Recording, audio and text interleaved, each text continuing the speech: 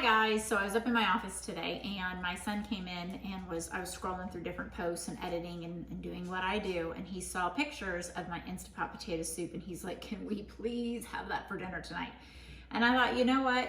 Absolutely. These are easy ingredients to find right now. It's so easy to do. So I thought I'd do my first cooking video and show you guys how to make my gluten-free Instapot potato soup.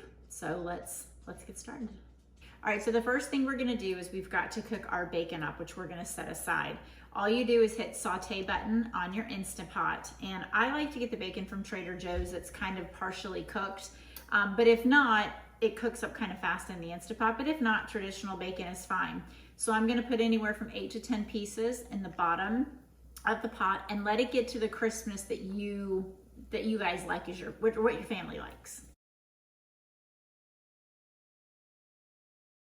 Okay, the bacon's been cooking for a few minutes. I'm gonna go ahead and pull this out of the Instapot and we're gonna put this over on the cutting board to save for later. Okay, what we want is a little bit of that bacon grease and a little bit of bacon fat, and I am not gonna take that out because that is going to be a whole lot of yumminess that's going on in this soup. So you're gonna take the 2 tablespoons of ghee or butter, whichever you prefer. I've just been using ghee for years, so I prefer to use ghee. Then you're just gonna take your onion and you're gonna put it down in here into your Instapot, and we're gonna saute this. It does not matter the size or anything that you have going on because we're gonna puree this, which makes this recipe so easy. Okay, I like to get a little bit of brown on the onions. This step is not necessary technically, but I really do like the color and the flavor of some cooked roasted onions. Alrighty, so we've got everything ready. So I've turned the Instapot off. It's no longer on saute mode. I've got 3 pounds of potatoes that I've already cut up because if you ask my husband, I am the world's messiest cook. And frankly, on my first video, I didn't want to embarrass myself.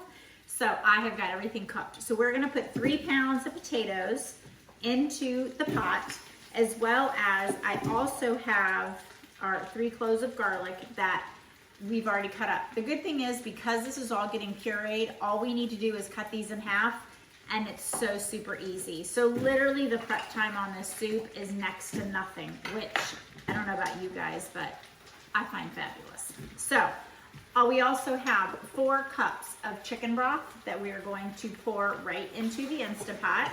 On down. I also have all of my spices just measured out, just because who wants to see me measuring spices? So it is 2 teaspoons salt, good gravy, 2 teaspoons black pepper, a teaspoon of smoked paprika, and I'm just gonna put this all down on top of the veggies. I'm gonna give it a quick stir. All Instapots do vary on temperatures and getting to pressure and all that type of stuff. But on this model of Instant Pot, what I'm gonna do is I'm gonna put it on the soup mode, which is about 22 minutes. So if you don't have a soup mode, just go ahead and put it on manual pressure for 22 minutes. So when you put your soup pot on, which I'm trying to do backwards here, you're going to put that on, makes a nice little sealed noise. You're gonna push it backward to the seal. You're gonna push the soup mode or manual for 22 minutes. Okay, so the Instapot has finished cooking and I have released the pressure. So you're gonna go from sealing to venting. You're gonna make sure that the pressure is completely done.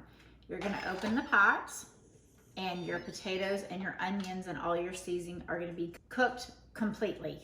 The next step is we're gonna take our immersion blenders. If you do not have an immersion blender, you can easily use just any household blender, but this just makes it easy, and again, for a 1-pot meal. Okay, you're gonna make sure that your immersion blender is all the way down. If you are using an actual regular blender, make sure you do it in batches. But here, all you're gonna do is make sure it's down into your Instapot, and you're gonna hit go. Okay, after a few minutes, I've gone ahead and blended everything with the blender. I'm gonna take the cream and I'm gonna add this to the soup.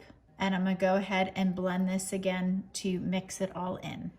Okay, I've added everything to the soup, and I've also added, which is completely optional, a little bit of the Marsala wine. But again, this is completely optional. At this point, everything has been blended, mixed, pureed, everything. What I'm gonna do is I'm gonna go ahead and add the bacon that we cooked earlier.